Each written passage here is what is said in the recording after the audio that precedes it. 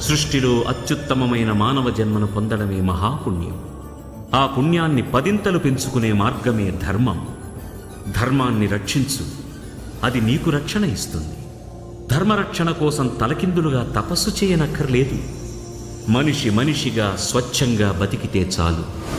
తన జీవితంలో తాను చేయగలిగిన ఏ చిన్న మంచి పనైనా ధర్మాన్ని రక్షించడమే అవుతుందని గ్రహిస్తే చాలు. అలాంటి ధర్మరక్షణ కార్యాన్ని మానవ రూపంలో ఆచరించి చూపిన సద్గుణాల పరిపూర్ణత్వమే శ్రీరామతత్వం. ఆ రామతత్వానికి దాసోహమని సేవించడమే ఆంజనేయ తత్వం. నీలోని ఆ స్వచ్ఛమైన రామతత్వమే నన్ను నీ వైపు నడిపించింది. 150 అడుగుల విగ్రహాన్ని నిలువునా నిలబెడితే అది అంతులేని శూన్యాన్ని చూపెడుతుంది. అదే నిడివిని నీటికి అడ్డంగా ఆనకట్టగా నిర్మిస్తే అది నీ తోటి మనుషుల ప్రాణాలు కాపాడే మహాకార్యాన్ని చేపడుతుంది. నీలోని రామతత్వాన్ని తలుచుకో, నీ మనోనిశ్చయాన్ని మారుతిగా మలుచుకో.